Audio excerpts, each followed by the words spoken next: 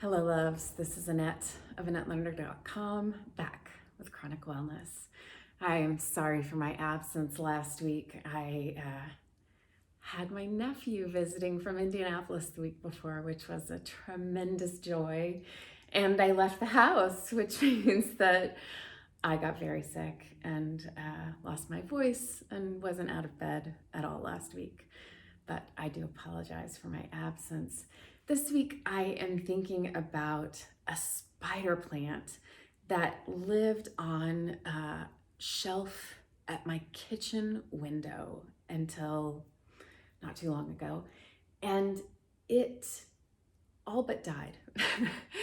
You know that I struggle with migraines, that they are daily for me and get worse as the day progresses and get worse with things like noise, activity, bright light. And so much of the time, unfortunately, that means that our home is shrouded in darkness. And that has meant that our houseplants have almost all died. And my irregularity of being able to tend to them has contributed to that too. And this poor little spider plant sitting up on the kitchen window was all dead except for one little tendril that, when I saw it, was just growing toward the crack of sunlight that it could find in the shade that we have on that window. Of course it was. I mean, that's what plants do. They find the light and they grow toward it. It is their source of strength and nourishment through the sunlight and the chlorophyll and feeding the roots, and obviously also needing water and nutrients from the soil. But so too with us. We grow toward the light and the things that feed us. And when chronic illness and circumstances beyond our control pull out the rug beneath us, there is obviously disorientation and difficulty and hardship.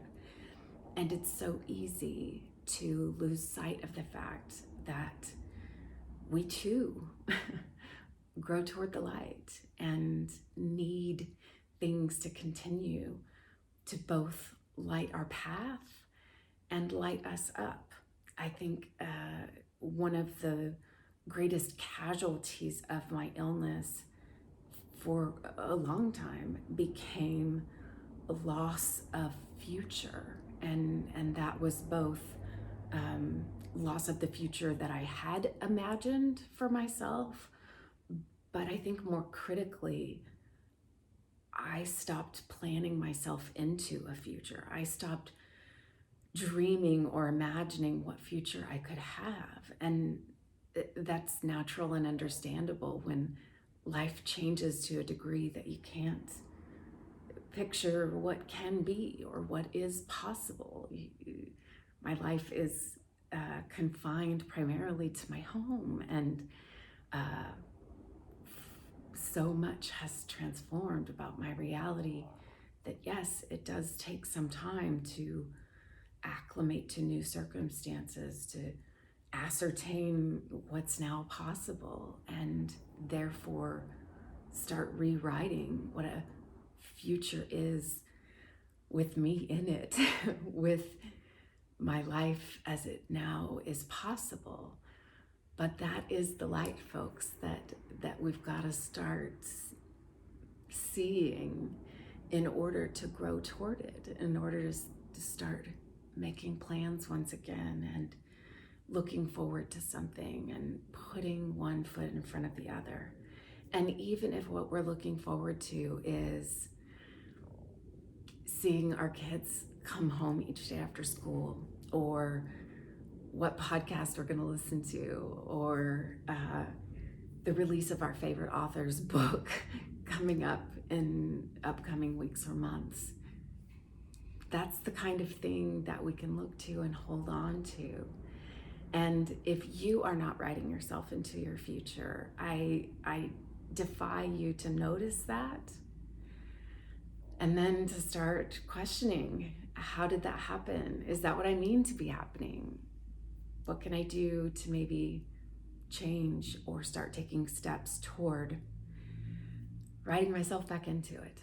You'll notice that I'm filming in unusual surroundings, and that's because today and tomorrow I'm up here in Seattle seeing my pulmonary docs, and these are appointments that feel high stakes. This is where I've been given my death sentence, where I was told exactly how many days I had left to live. I've been given so much bad news when I come up here that last night I probably got 3 hours of sleep. Even though I felt strong coming into these appointments, there's just that niggle of anxiety that lingers and remains in my body and in my heart as I come here and grow toward the light. Figure out what is the light, what lights us up, what brings us meaning in a real and tangible way. And that's the way forward. And we don't have to see the whole path, folks. Like, I don't need to know where I will be in 5 years or maybe even in 1, but illuminating the next step, the tomorrow I will. Get out my sketch pad, check my email, return that call to a friend. These are the steps toward writing myself back into my future. And I hope that you are contemplating yourself and your future and what is the light, so that if you have lost sight of it, if you are languishing like a plant in the dark, you can start finding ways to step toward what matters and what will help you grow and make meaning again in your world. I'm thinking about you. I hope there is new life and new growth. And until we're together again,